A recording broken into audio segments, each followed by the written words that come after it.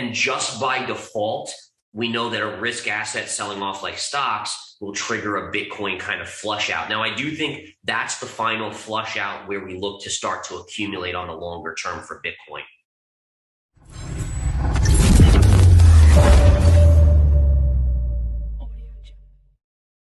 Yeah, for sure. And so there absolutely is. So I think we talked about it just prior, but the Dixie, the DXY chart, I think that's a really interesting chart. Everyone's so kind of focused in on the Federal Reserve and the tightening and all this, and we've seen the dollar start to surge back up. But you actually have this beautiful double top right here, and a lot of people think it's going to just rip higher. I'm not a believer in that. I actually think we're going to start to see a pullback and a move lower in the dollar. And if we go to a larger time frame, if I zoom out, you can see two trend lines, right? So this trend line, it kisses right here. It kind of gets close here, but then it tags and pierces here. And then look at that one, how it intersects there. And then this little pivot low going back to 2001. I think that's the most amazing thing. And by the way, in the courses I teach about drawing proper trend lines, right? How do you know this is the right trend line to draw? And we go over that. But finding a pivot point here, going back to 2000 or 2001, I mean, that is so powerful to find that level and understand you should have resistance here. So I'm in the camp that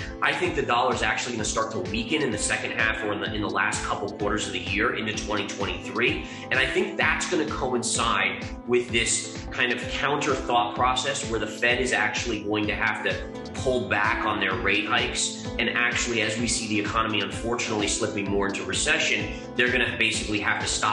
And this is going to be a tricky thing for the economy to get through, but I think it's going to be a creator of a weaker dollar. I think basically you have Bitcoin correlation to the dollar, and then you have a lot of the other cryptos that trade off of Bitcoin, and by default the dollar as well, right? So we see generally whichever direction Bitcoin's going, the rest of the crypto market is going to kind of go in that direction to some extent, maybe a little bit of a percentage difference. But yeah, I mean, it wouldn't shock me if we see a short-term relief rally in Bitcoin, maybe back towards that 25,000 level. I am kind of midterm still, unfortunately, a little bearish, mainly because I do worry that the economy weakening, think about this, the last 20 years, the Fed has, every time we've slipped into a recession, the Fed lowers interest rates and prints money and prints a ton of money. Well, inflation doesn't enable them to do that as much. And I don't think the markets fully gather that yet. And so I do worry that if we do slip into a recession, what's the card the Fed plays here? They can't just print us out of it because inflation's going to remain relatively elevated. Now, inflation is coming down, but it's not going back to 2%, which is going to make it hard for them to kind of stimulate. So I worry that we'll have an asset sell-off either later this year or in 2023. And just by default, we know that a risk asset selling off like stocks will trigger a Bitcoin kind of flush out. Now, I do think that's the final flush out where we look to start to accumulate on the longer term for Bitcoin. Yeah, sure. So I think, think about this, is that the kind of the dream that a lot of crypto Bitcoin players have, and not everyone, but a lot of them, is that Bitcoin will become the digital gold. And what that means is that as we see inflation kind of rear its ugly head, it becomes a safe haven versus something that sells off when the panic hits. And so you kind of want to see that maturity start to take hold in Bitcoin over the next 5-10 years and become that place where people can go for safety versus right now what it is it's a very risky asset to invest in.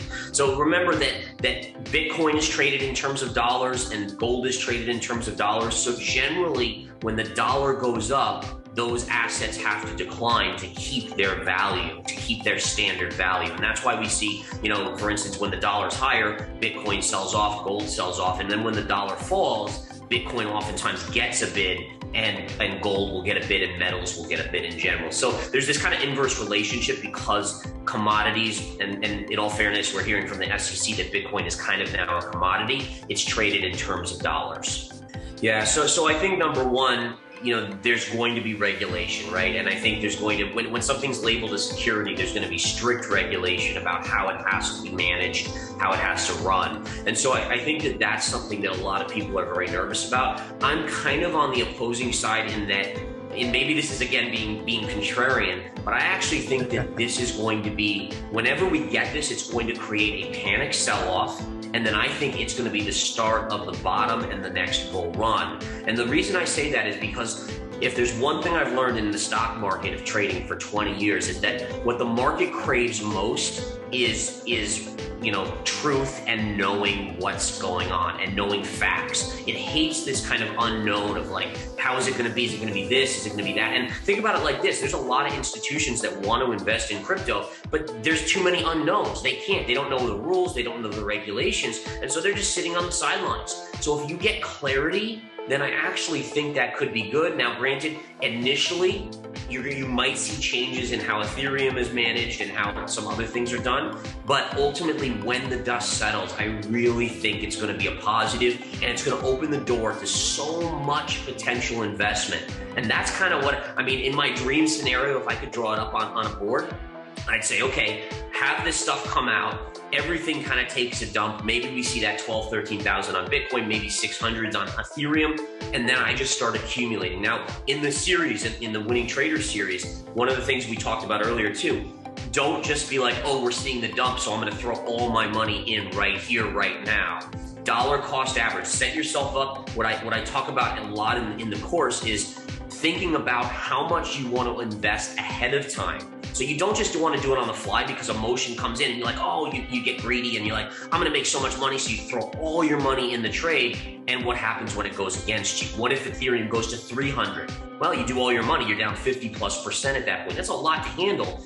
The emotions are going to bubble up, which is the emotional control aspect. And you might do something that you shouldn't do.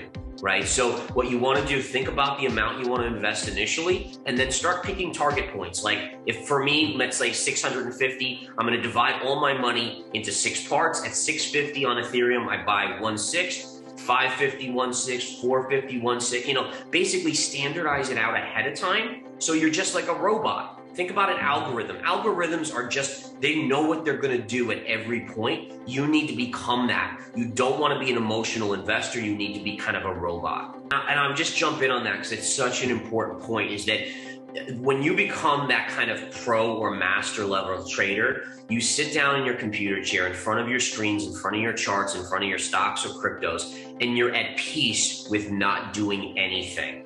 And that's an important thing to get to, right? That's an important point to get to, is that you are willing to say, I might be sitting down here and I might not do anything. And at that point, you are now at a master level or a pro level because you're not going to force anything. And you know that the market inevitably will give you trades. I've never been like, oh, that was the last trade in the world and there was never another trade. I mean, you're never going to get to that point, but you have to be okay with the discipline of sitting on your hands and letting the chart speak to you and giving you the high percentage setup.